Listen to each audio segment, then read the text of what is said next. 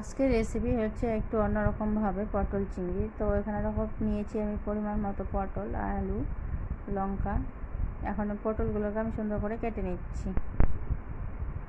প্রথমে আমি পটলগুলোকে খোসা ছাড়িয়ে কেটে নিব। তো কাটাটা একটু অন্যরকম করে কাটবো আমি। তো কীভাবে কাটছি দেখো। এইভাবে করে আমি সবগুলো পটলের খোসা ছাড়িয়ে নিচ্ছি।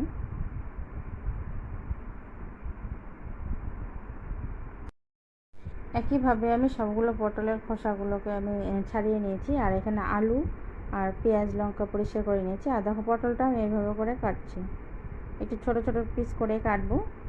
তো যেহেতু ছোট চিংড়ি মাছ, তো এইভাবে একটু ট্যাড়া করে কাটছি। তো পটলগুলো সুন্দর করে আমার কাটা হয়ে গেছে, ধুয়ে পরিষ্কার করে নিয়েছি। আর যে মশলাটা তৈরি করেছিলাম সেই মশলাটা ওইদিকে রেডি হয়ে গেছে। কড়াতে জিরে ফোড়ন দিয়ে আমি আলু আর পটলগুলোকে সুন্দর করে ভাজা ভাজা করতে দেবো। ভাজার জন্য আমি এখানে দিয়ে দিব সামান্য পরিমাণ হলুদ। হলুদ দিয়ে আমি বেশ সুন্দর করে অনেকক্ষণ ধরে আমি একটু লাল লাল করে পটলগুলোকে ভেজে নিচ্ছি। দেখো প্রায় অনেকটাই ভাজা ভাজা হয়ে এসছে। এখন এর মধ্যে দিয়ে দিব আমি পেস্ট করে রাখা মশলা।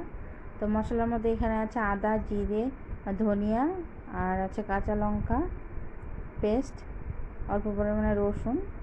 আর এখানে গরম মশলা দিয়ে একবারে আমি পেস্ট করে নিয়েছি, কারণ পরে আমি আর গরম মশলা দেবো না, একটু অন্যরকমভাবে রান্না করলাম।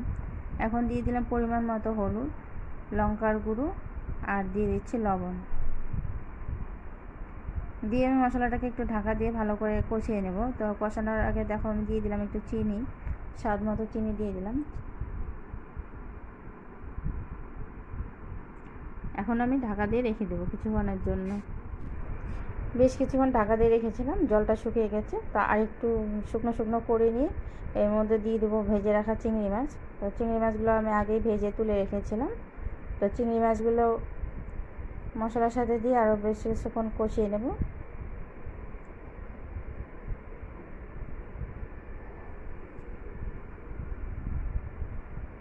আরও বেশ কিছুক্ষণ কষিয়ে নিয়ে আমি দিয়ে দেবো এর মধ্যে পরিমাণ মতো জল। পরিমাণ মতো জল দিয়ে ঢাকা দিয়ে রেখে দেবো আরও কিছুক্ষণ।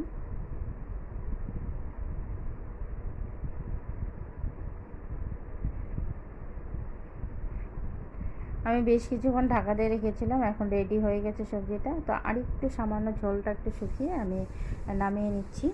এইভাবে তোমরা একবার কুচো চিংড়ি দিয়ে বাড়িতে বানিয়ে খেও, পটল চিংড়ি ভালো লাগে খেতে।